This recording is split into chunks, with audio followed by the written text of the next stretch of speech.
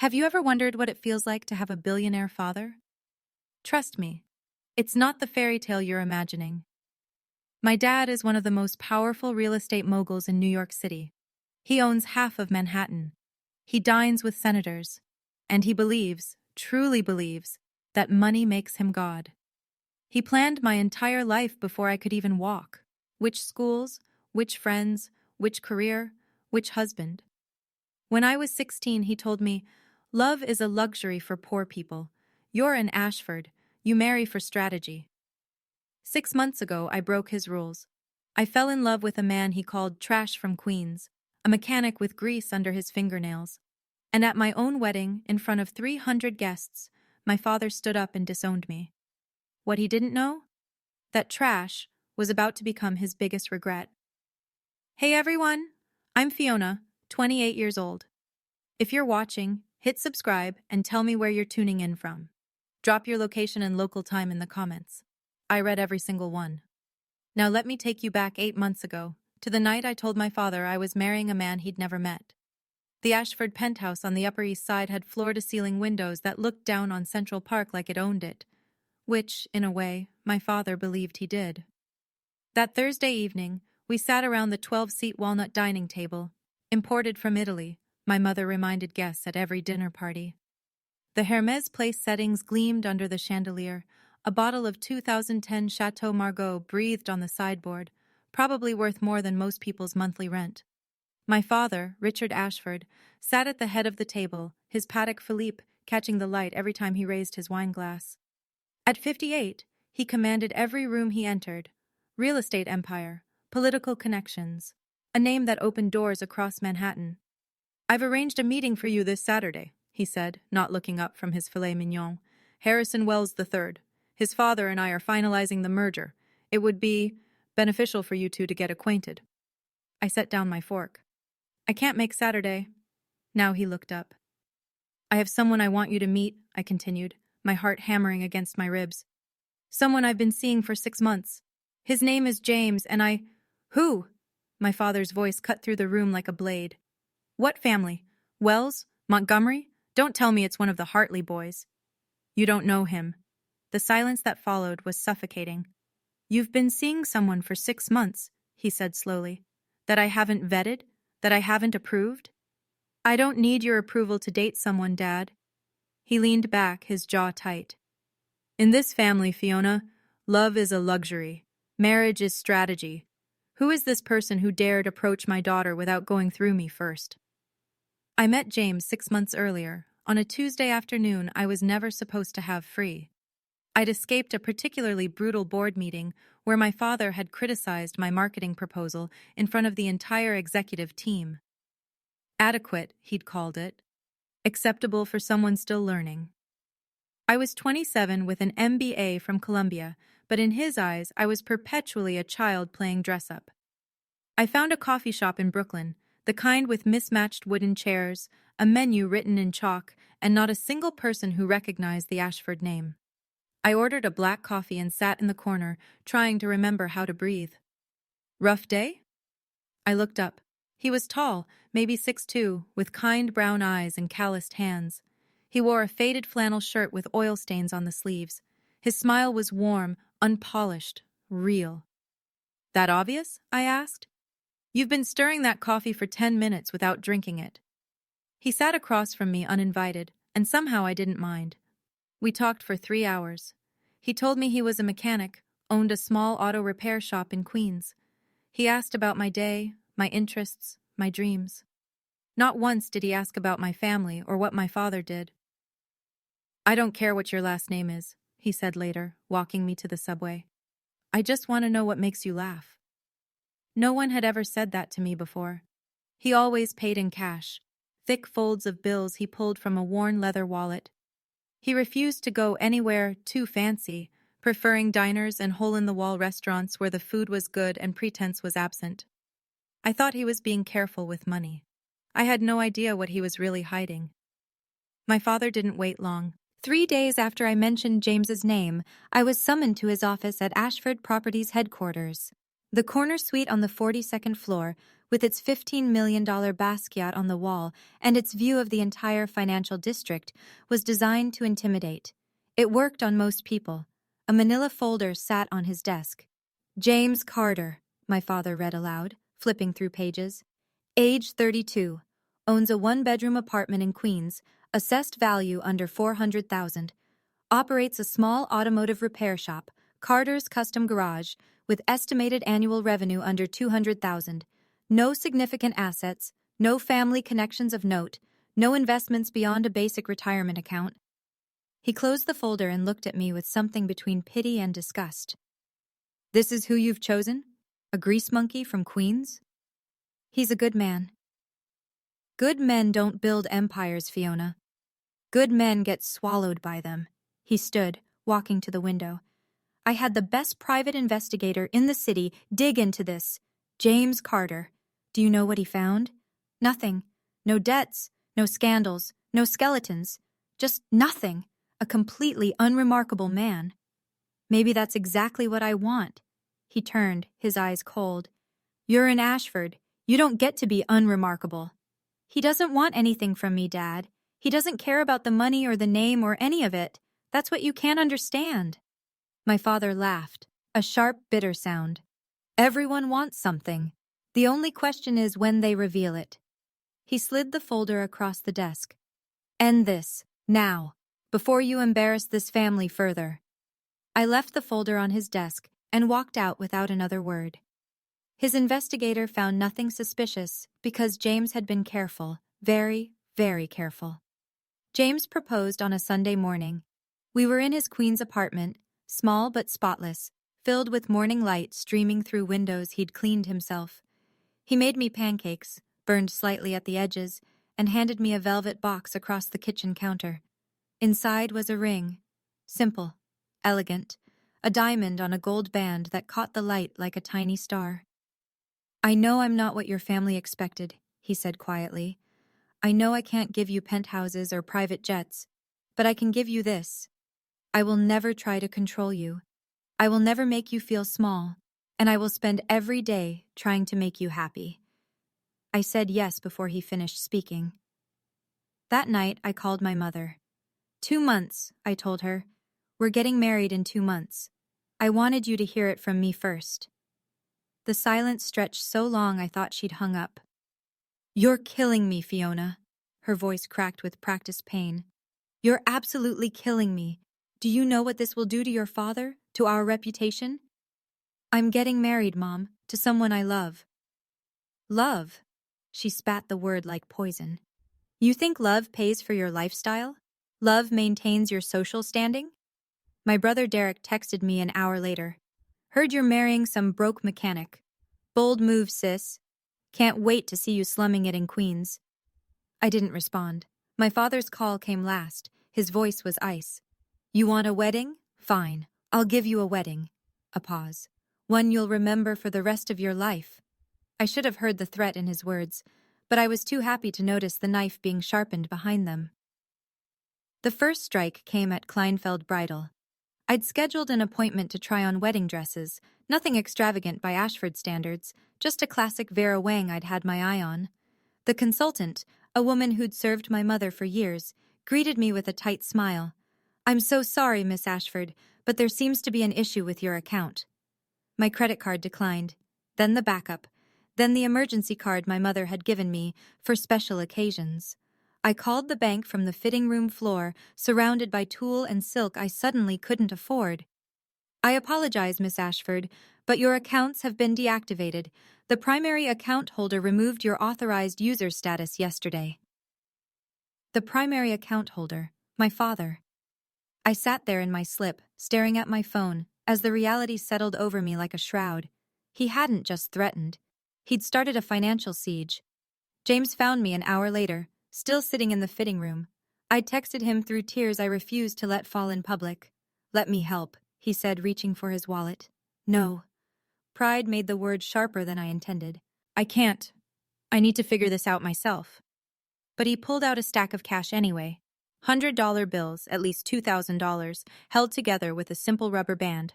More money than any mechanic should casually carry. I want to, he said simply. Let me. I looked at that stack of bills, too thick, too casual, and something flickered in the back of my mind. But I was too overwhelmed to examine it closely. For the first time in 28 years, I stood in a store I couldn't afford, and I realized something terrifying. Without my father's money, I didn't know who I was.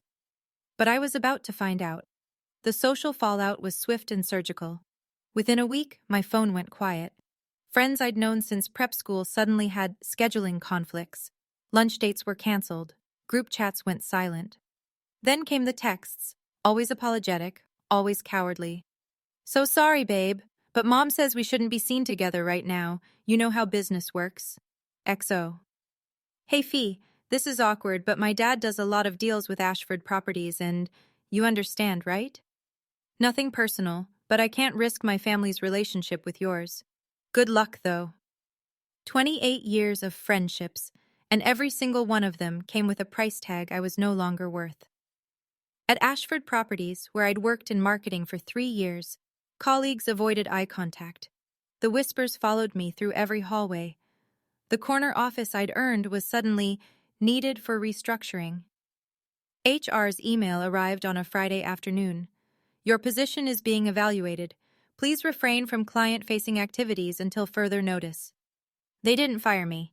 They just made sure I knew I was worthless. Through all of it, one person kept reaching out. A lawyer named Margaret Chen. No, wait, Margaret Smith. She'd been my grandmother's attorney before Grandma passed 2 years ago. Miss Ashford, her voicemail said, there's a matter regarding your grandmother's estate that requires your attention. Please call at your earliest convenience. I saved the message, but didn't return the call. I was too busy drowning to notice the life raft being thrown my way.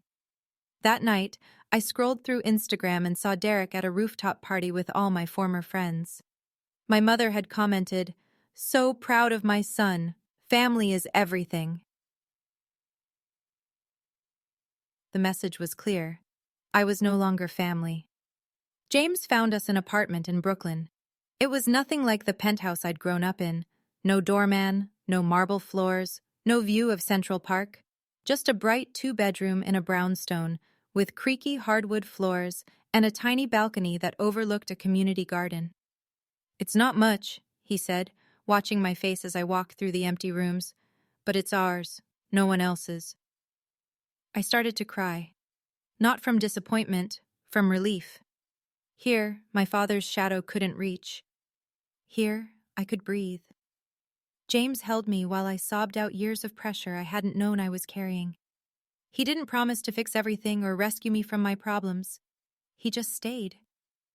I spent the next weeks sending out resumes to every marketing firm in the city. The rejections came fast, too fast. Somehow, everywhere I applied already knew about the Ashford situation. Doors slammed shut before I could even knock. I'll figure something out, I told James over dinner. Takeout containers spread across our second-hand kitchen table. I have to do this myself, he nodded.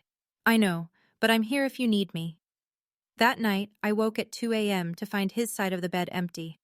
Through the cracked bedroom door, I saw him in the living room, phone pressed to his ear, speaking in hushed, urgent tones. The quarterly projections need adjustment before the board meeting.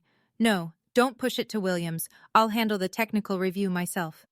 I must have made a sound because he turned, saw me, and quickly said, I'll call you back. Work stuff, he said with a small smile. Go back to sleep. I nodded and returned to bed, but I lay awake for hours, wondering when mechanics started having board meetings. 1 week before the wedding, my father appeared at our apartment. I hadn't seen him since I'd walked out of his office. Now he stood in our Brooklyn doorway, his Tom Ford suit as out of place as a diamond in a sandbox, looking at our modest living room like it might be contagious. I'm here to make you an offer, he said, not bothering with greetings. James stood beside me, silent and watchful. My father pulled out a checkbook. $5 million. Cancel the wedding. Come home. We'll pretend this little rebellion never happened. I stared at the blank check in his hand. $5 million. More money than I could earn in a lifetime on my own. Enough to start fresh anywhere in the world. No. $10 million. His pen hovered. Final offer. I'm not for sale, Dad. His face twisted into something ugly. Then you're a fool. And when this marriage fails, because it will, don't come crawling back. You'll have nothing, no inheritance, no trust fund, no shares in the company, no Ashford name to protect you. He stepped closer, his voice dropping to a hiss. You'll be nobody, just like him. He gestured at James with contempt, James who hadn't said a word, who stood with his hands loose at his sides and a strange, cold calm in his eyes. Mr. Ashford, James said quietly, I think you should leave. Oh, the mechanic speaks, my father laughed. Enjoy her while you can, son. When the shine wears off and she realizes what she's given up, she'll resent you for it. I don't think she will. Something passed between them, a look I couldn't quite read. My father's smirk faltered for just a moment. Then he turned and walked out without another word. He'll make the wedding hell, I whispered. James took my hand. Let him try. Our wedding was supposed to be small. James and I had planned an intimate ceremony at a restaurant in Brooklyn. 50 guests, mostly colleagues from my marketing days who'd stayed loyal, and a few of James's friends from the garage. Simple. Meaningful. Ours. We arrived to find 250 extra guests already seated. They filled every corner of the restaurant, spilling out onto the patio, women in Chanel and Oscar de la Renta, men in bespoke suits worth more than our rent. My father's world, uninvited and unapologetic. My mother sat in the front row, dabbing her eyes with a handkerchief. Derek scrolled through his phone, looking bored. And there, at the center of it all, stood my father in a three-piece Brioni suit, a glass of champagne in hand, smiling like he owned the place. Because in every way that mattered to him, he did. Surprise, sweetheart. He kissed my cheek before I could pull away. You didn't think I'd miss my only daughter's wedding, did you? What is this? I demanded. What did you do? I promised you a wedding you'd remember. His smile didn't reach his eyes. Consider this my gift. I looked around at the sea of faces, Manhattan's elite, my father's business partners, society columnists with their phones ready, and realized what he'd done. He'd turned our intimate celebration into a spectacle, a stage, and he was about to be the star. James squeezed my hand. We can leave right now. Say the word. I looked at the guests, at my father's triumphant smile, at the altar we'd chosen together. No. I straightened my shoulders. We're getting married today. Whatever he's planning, we'll face it together. I had no idea how bad it was about to get. My father waited until the ceremony was complete. We'd exchanged vows, James's words simple and sincere, mine thick with emotion. The officiant pronounced us married. For one perfect moment, surrounded by the chaos my father had created, I was happy. Then came the clinking of glass. Richard Ashford rose from his seat, Dom Perignon in hand, and the room fell silent. 300 guests turned to watch him like spectators at an execution. A toast, he announced, his voice carrying across the restaurant. To my daughter and her husband. The pause before husband dripped with contempt. I built everything I have from nothing, he continued, pacing slowly toward the center of the room. Every dollar, every deal, every opportunity, earned through blood and sacrifice, and I dreamed that one day my daughter would marry someone worthy of that legacy. He stopped in front of our table, looking down at James like he was examining something unpleasant on his shoe.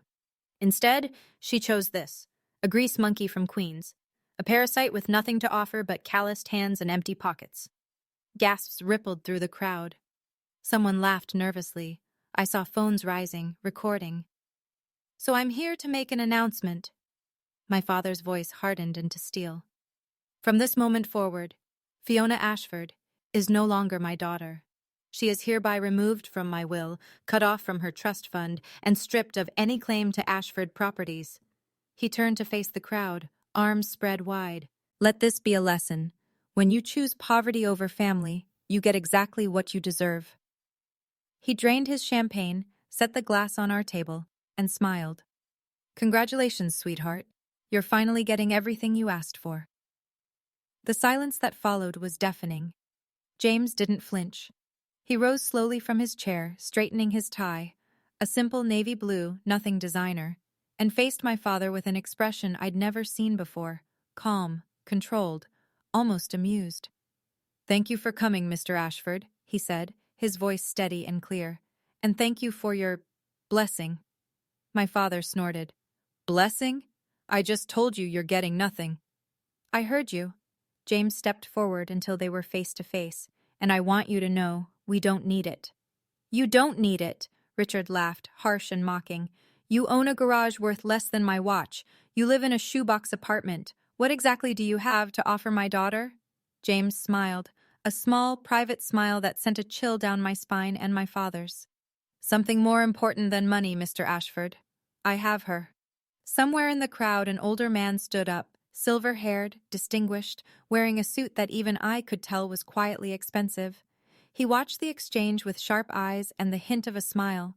I'd seen him earlier among James's guests, but hadn't thought to ask who he was. My father glanced at the man, then back at James, and for just a moment, something flickered across his face. Uncertainty, maybe. The sense that he was missing something. "Enjoy your poverty," my father spat. "When she's tired of struggling, when she realizes what she's thrown away, and she will, don't say I didn't warn you." "Real wealth isn't measured in bank accounts, Mr. Ashford." James's voice dropped, "meant only for us. But you'll understand that soon enough."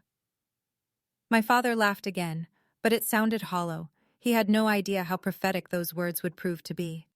My father had just finished his performance. Now it was my turn. I took James's hand and turned to face 300 people who expected me to crumble.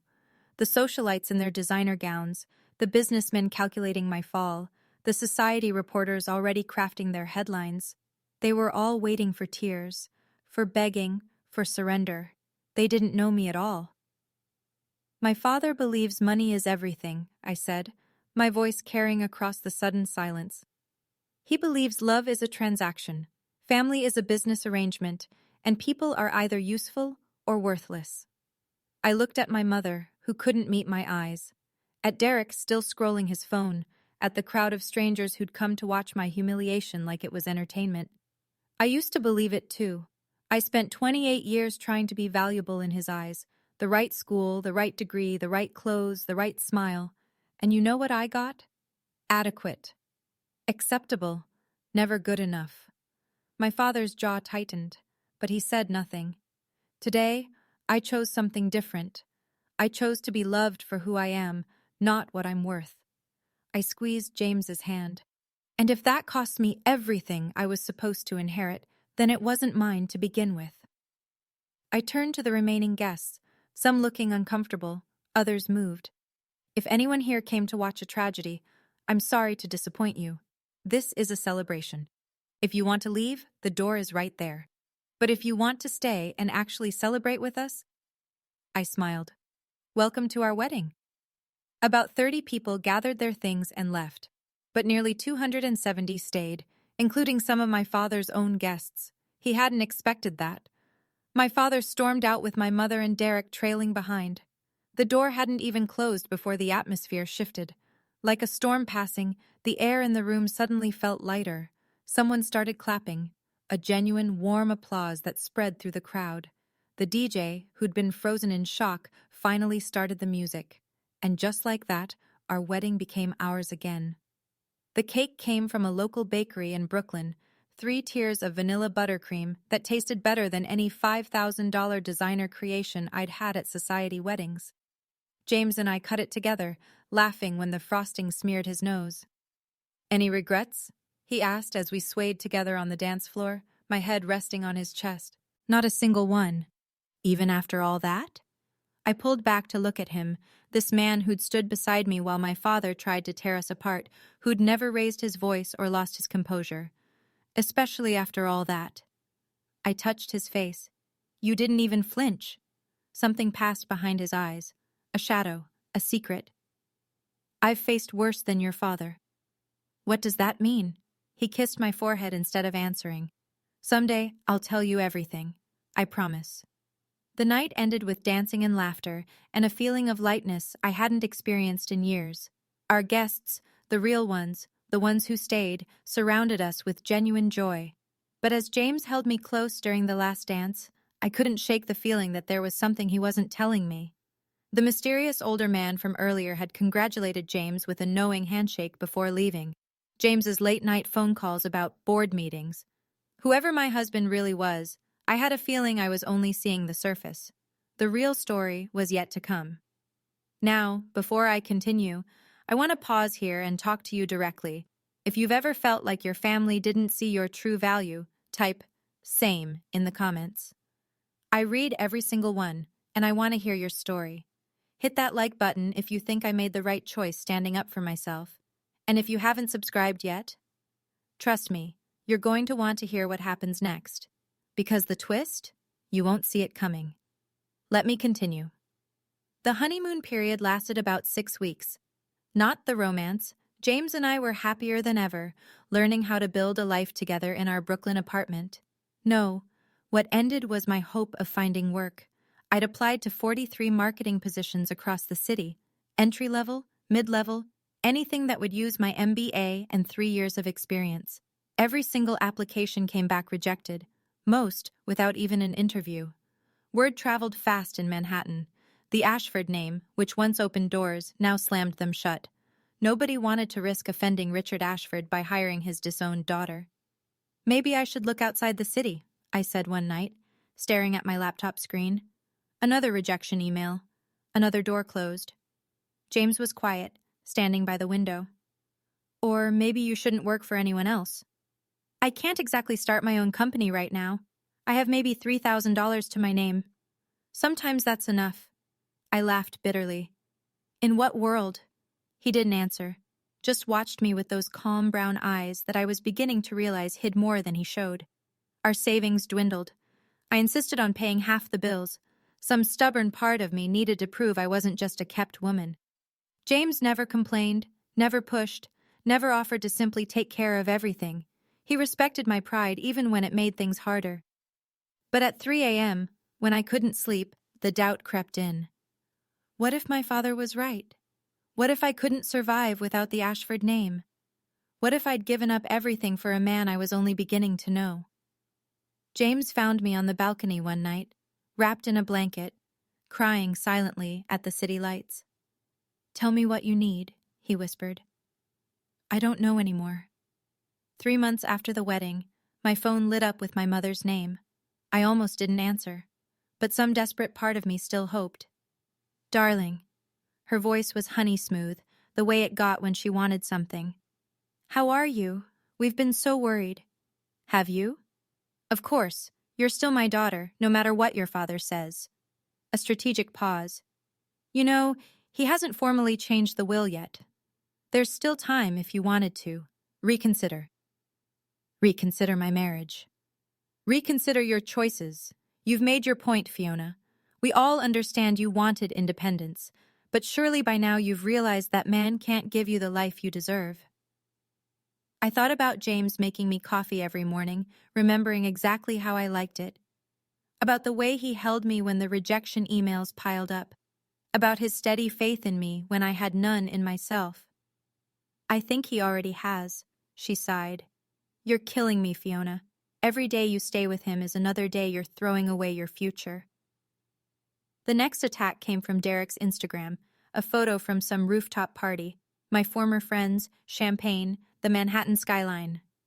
Caption: "Some people choose love over luxury. Hope they're enjoying their freedom. #poverty is romantic." The comments were brutal, laughing emojis. Inside jokes I used to be part of. My mother had liked the post. James came home that evening to find me staring at the screen, tears tracking down my cheeks.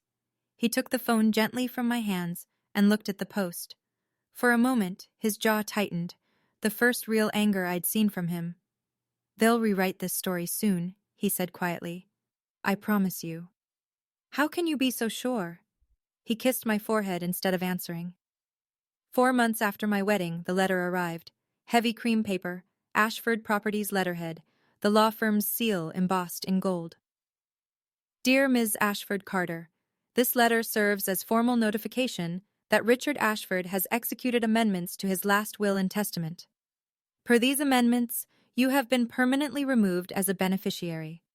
Your previous designation to receive 20% of Ashford Properties holdings, estimated current value $200 million, has been reallocated.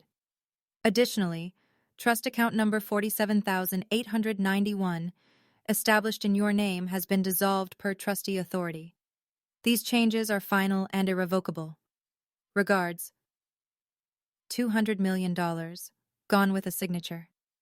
I sat on our tiny balcony as the sun set over Brooklyn, watching the sky turn from gold to purple to black. For 28 years, I'd been promised that money. I'd never wanted it, not really. But knowing it was there had been a safety net I never realized I was standing on.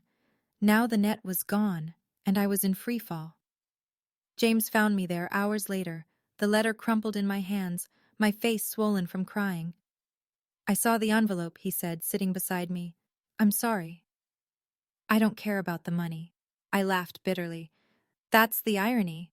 I never cared about the money, but knowing he could just erase me like that, like I never existed. James was quiet for a long moment. I have something to tell you, he said finally. Something I've been waiting for the right time to share.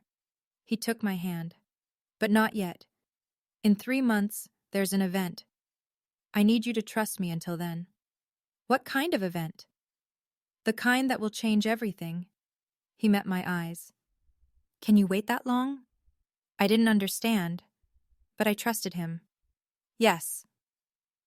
The next day, I finally returned Margaret Smith's call. Her office was in a brownstone on the Upper West Side, old money quiet, with mahogany bookshelves and leather chairs that had seen decades of confidential conversations. Thank you for coming, Mrs. Carter. She smiled warmly, emphasizing my married name in a way that felt deliberate. Your grandmother would be very proud of you. Hearing Grandma Maggie mentioned made my throat tight. She'd died 2 years ago, the only person in my family who'd ever truly seen me. You said there was something about her estate? Margaret nodded, sliding a folder across her desk. Before she passed, Margaret Thornton established a separate trust, independent of anything controlled by your father. She instructed me to inform you of it only after you married someone of your own choosing, without your father's approval. I stared at her. What? She knew, Fiona. She knew exactly what kind of man her son-in-law was, and she wanted to ensure you had options. Margaret opened the folder. The trust contains $500,000 in diversified assets. It became yours the day you married James Carter. $500,000, my grandmother's final gift. There was a letter inside, written in her familiar, elegant script. My darling Fiona, if you're reading this, it means you finally chose your own path. I am so proud of you. Your grandfather and I built our life on love, not money. We had nothing when we started, and everything when we ended, because we had each other. This money is not a fortune, but it's freedom. Use it to build the life you want. Never let anyone tell you what you're worth. All my love, Grandma Maggie, I cried in that office for 20 minutes. For the first time in months, they were tears of hope. 5 months after my wedding, I launched Thornton Creative, named after my grandmother's maiden name, a deliberate choice to separate myself from the Ashford legacy. I rented a small office in a co-working space in Soho, designed my own logo, and reached out to every small business owner I'd ever met who wasn't connected to my father's world. The first client was a coffee shop in Brooklyn, the same one where I'd met James. They needed help with their social media presence, and I charged them half my normal rate just to build my portfolio. The second client was a vintage bookstore in the Village, then a family-owned restaurant in Queens, then a tech startup in Jersey City. Word spread, not through Manhattan's elite networks, but through the real New York, people who judged work by results, not family names. Within 2 months, I had more clients than I could handle alone. I was building something that was mine. I'm proud of you, James said one evening, watching me work on a campaign from our kitchen table. I couldn't have done it without Grandma's trust fund, or without you believing in me when I didn't believe in myself. He smiled that quiet smile. You would have found a way. That week, I received an email that made me freeze. Subject: Partnership Inquiry. From marketing@nexusi.com. Dear Ms. Thornton, Nexus AI Technologies is interested in discussing a potential marketing partnership with your firm. We are impressed by your work with emerging businesses and believe your approach aligns with our brand values. Please contact us at your earliest convenience. Best regards, Nexus AI Marketing Division. I'd never heard of Nexus AI, but a quick Google search showed they were one of the fastest-growing tech companies in the country. Strange that they'd found my tiny firm. Very strange indeed. I didn't connect the dots immediately. But the business news that month was full of one story. Nexus AI Technologies was looking for real estate partners to build a massive data center on the East Coast. The deal was worth $50 million, and every developer in New York was scrambling for it, including, it turned out, my father. Derek mentioned it on Instagram, of course. A photo of Richard shaking hands with someone at a business conference. Caption: Dad closing in on the biggest deal of the decade. Ashford Properties plus Nexus AI equals fire. I scrolled past it without much thought. But a few days later, James came home with a curious look on his face. Did you see the news about Nexus AI? The data center thing? Yeah, everyone's talking about it. I looked up from my laptop. Why? No reason. But he was smiling, that small private smile I still couldn't decode. Just interesting that your father wants it so badly. Everything's a competition with him. He probably doesn't even need the money. He just wants to win. James sat beside me on the couch. What would you say if I told you he's not going to? Win? How do you know? Because I know who runs Nexus AI. Something cold trickled down my spine. James, he took my hand. There's a gala next month, the Tech Charity Foundation event at the Met. Nexus AI is the main sponsor and... He paused. Their CEO is making a rare public appearance. Okay. I want you to come with me. To a tech gala? James, I don't know anyone in that world. He lifted my hand and kissed it. You know me. The way he said it, like it meant more than I understood, made my heart skip. What aren't you telling me? Everything. And soon, I promise. 2 weeks before the gala, James sat me down. It was Sunday morning. He'd made pancakes again, our weekend tradition now, and the apartment smelled like maple syrup and coffee. But his face was serious in a way I'd rarely seen. I need to tell you something, he said, and I need you to let me finish before you react. My stomach tightened. Okay. The auto shop is real. I do own Carter's Custom Garage, and I do fix cars there when I can. He took a breath. But it's not what I do for a living. It's a hobby, a way to stay grounded. Stay grounded from what? From the other part of my life. He met my eyes. I work in tech, Fiona. I'm not just a mechanic. I'm significantly involved in the industry. I stared at him. What does significantly involved mean? It means I'm not poor, not even close. He ran a hand through his hair. Nervous, I realized. I'd never seen him nervous. I've been hiding the truth because I needed to know that someone could love me for who I am, not for what I have. James, you're scaring me. Just tell me. Not yet. Not completely. I want you to see it for yourself, at the gala. He pulled something from his pocket, a thick envelope with elegant calligraphy. This is your invitation. VIP access, my guest. I took the envelope. Inside was a heavy cream card, gold embossed. The Tech Charity Foundation cordially invites you to our annual gala guest of honor, James Carter. Guest of honor.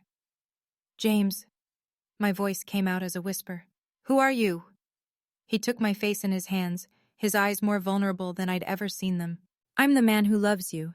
Everything else is just details. The 2 weeks before the gala felt like living in a dream I couldn't quite wake from. I Googled Nexus AI CEO obsessively. The search results were maddeningly vague.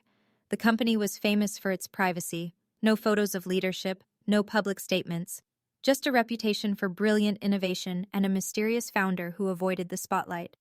Forbes had run a piece 6 months ago.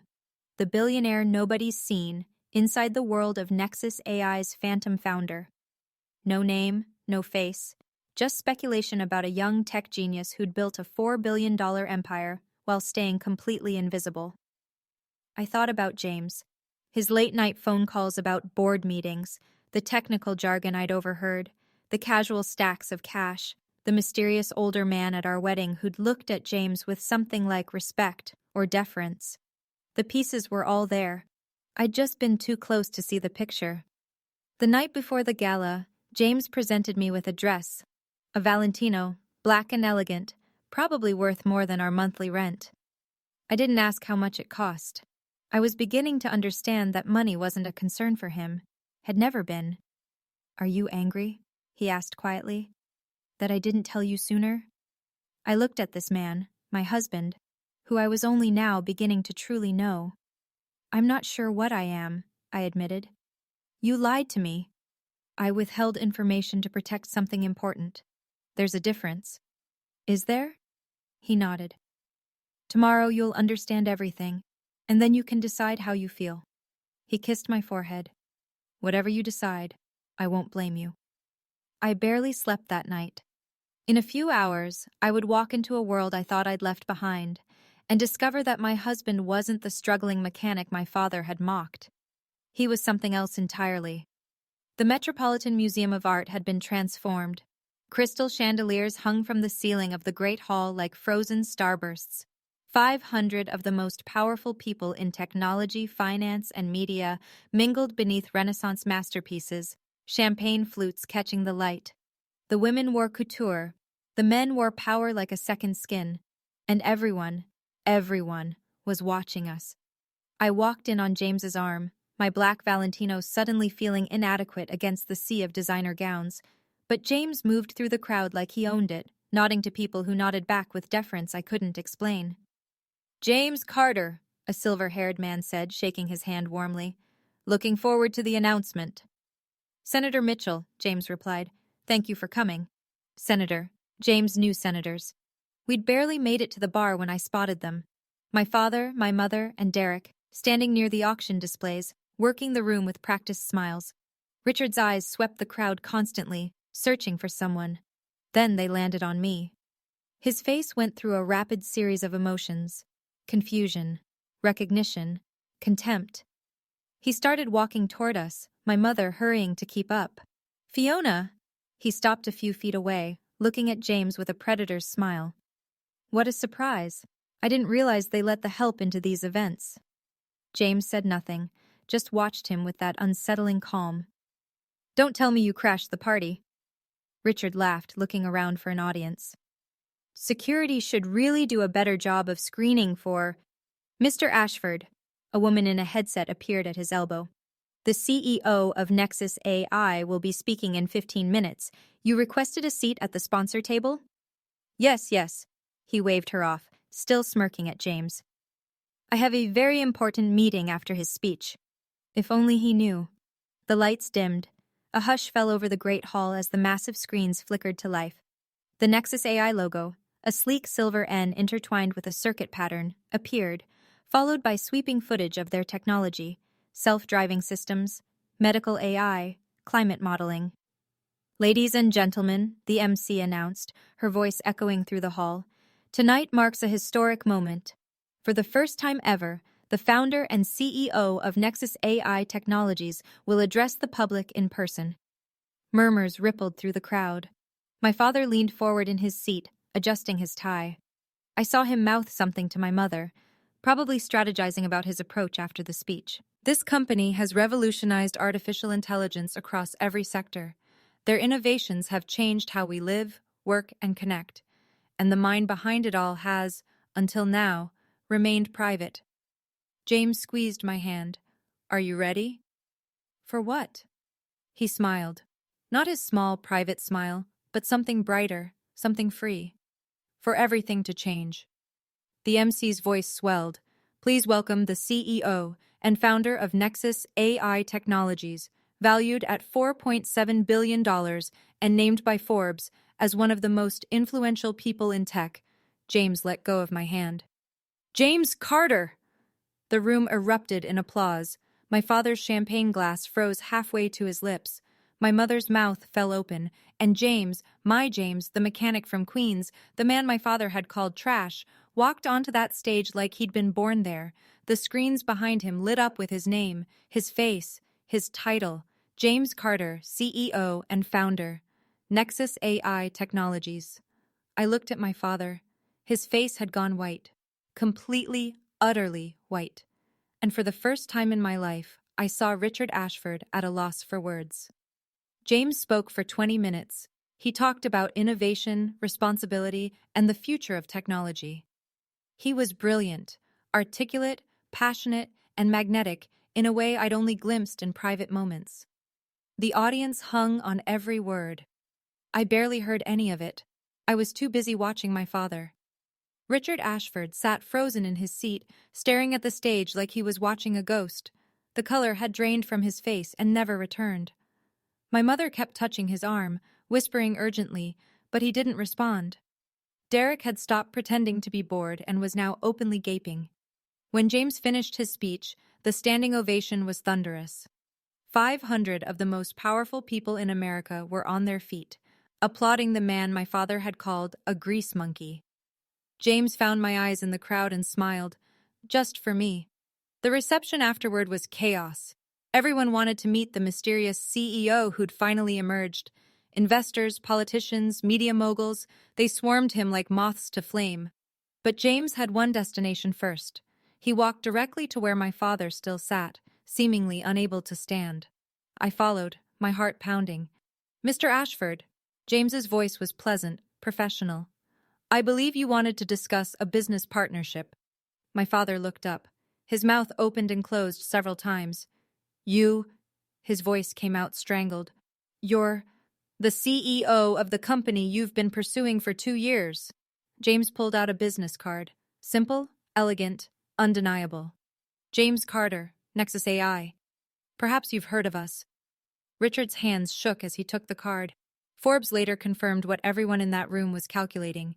James Carter was worth $4.7 billion. My husband was richer than my father by a factor of 2. The mechanic was a billionaire. My father recovered faster than I expected.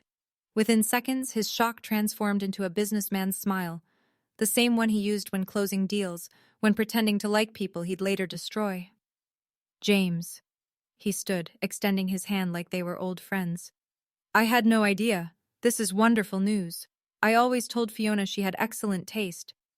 The lie was so blatant I almost laughed. James didn't take his hand. "You told me I was trash, Mr. Ashford."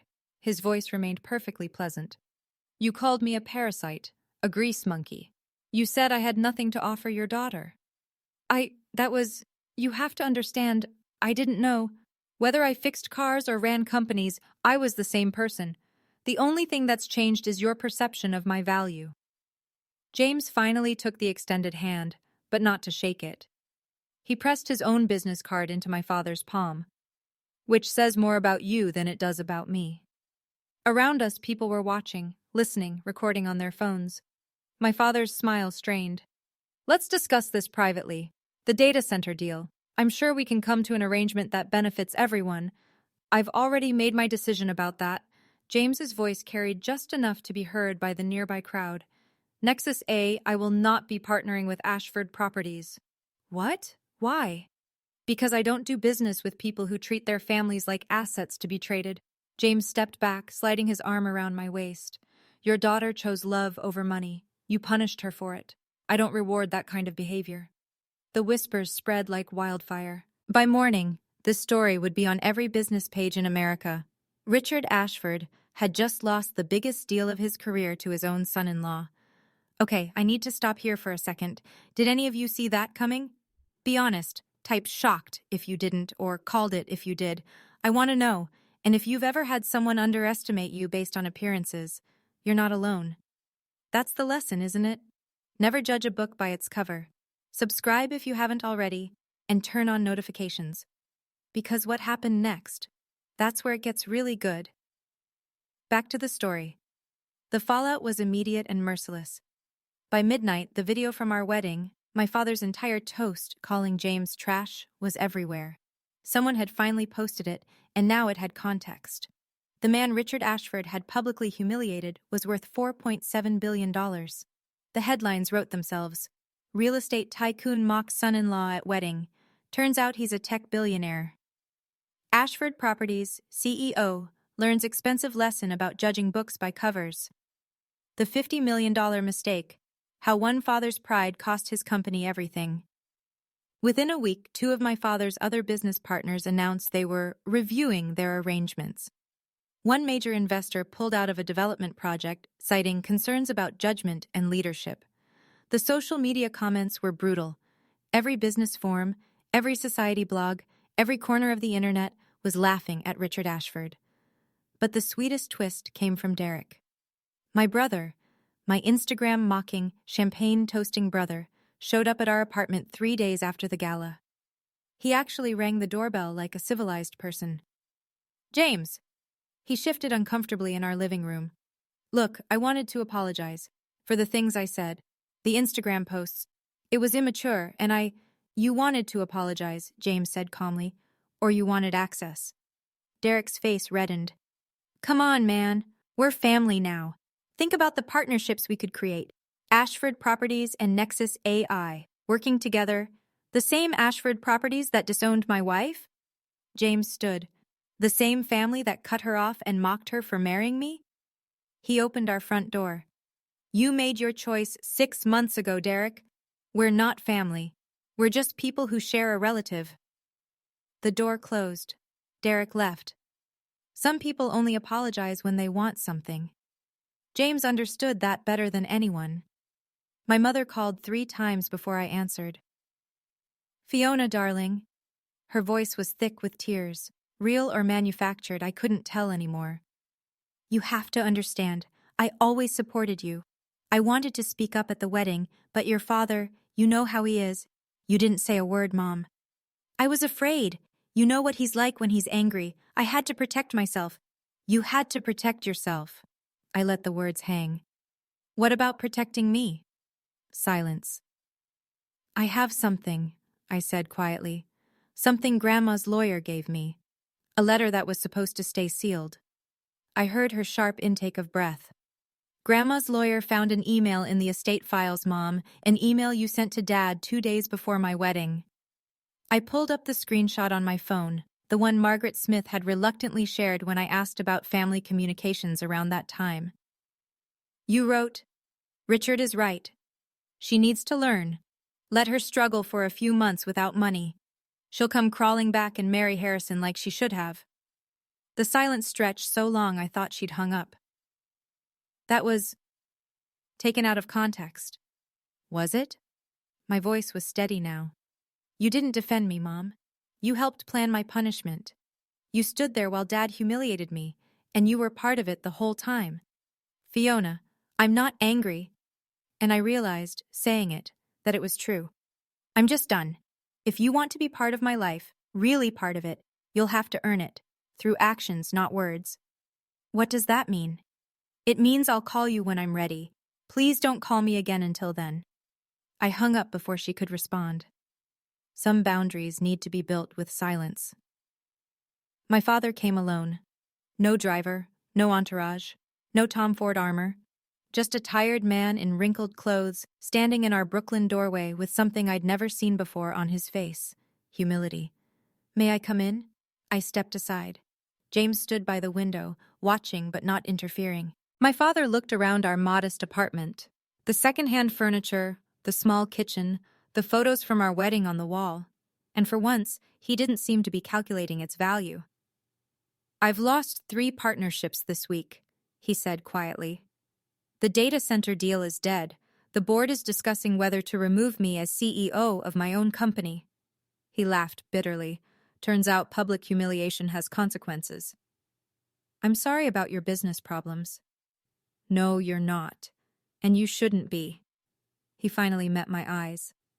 "I was wrong, Fiona. About James. About you. About what matters." I'd waited my whole life to hear those words. Now that they came, I felt tired. "I don't need your apology, Dad." "Then what do you need?" I thought about it. Really thought about it. "I need you to understand that I'm happy. Not because my husband turned out to be rich. I was happy before I knew. I'm happy because I'm respected, supported, loved for who I am." I stepped closer. "Can you understand that?" Something shifted in his face. Maybe not full understanding. Maybe that was too much to ask. But something. "I'm trying." Then try harder. I put my hand on his arm. I'm willing to have you in my life, Dad, but not as someone who controls me, not as someone who judges my worth by my husband's bank account, as my father. Just that. He nodded slowly. I don't know how to do that. Then learn. It wasn't forgiveness, but it was a start. 1 year after our wedding, Thornton Creative had 15 employees. My little marketing firm had grown into something real, not because of James's money or connections, but because of referrals from satisfied clients and a reputation I'd built one project at a time. We'd just signed our biggest contract yet, a year-long campaign for a Fortune 500 company who'd found us through word of mouth. James still went to the garage on weekends. He said it kept him grounded, reminded him of who he was before the billions. Sometimes I joined him, handing him wrenches and learning the names of engine parts. My father was still learning too.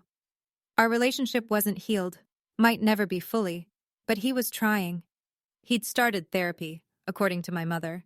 He'd asked me to coffee twice, and both times he'd asked questions about my life instead of talking about himself. Progress, not perfection. That Christmas, we celebrated at James's mother's house in Connecticut, a cozy colonial with a garden and real laughter echoing off the walls. No designer decorations or catered meals, just family. Any regrets? James asked, pulling me close as snow fell outside the window. I thought about the penthouse I'd lost, the trust fund that vanished, the $200 million I'd never see. Then I thought about building something with my own hands, about being loved for who I was, about my grandmother's words, never let anyone tell you what you're worth. Not a single one. He kissed me, and the snow kept falling, and somewhere in Manhattan, my father was probably still tallying his losses. But I'd stopped counting a long time ago. Real wealth, I'd learned, isn't measured in bank accounts. It's measured in the peace you feel when you finally stop trying to be who everyone else wants you to be, and just become yourself. If you take anything from my story, let it be this.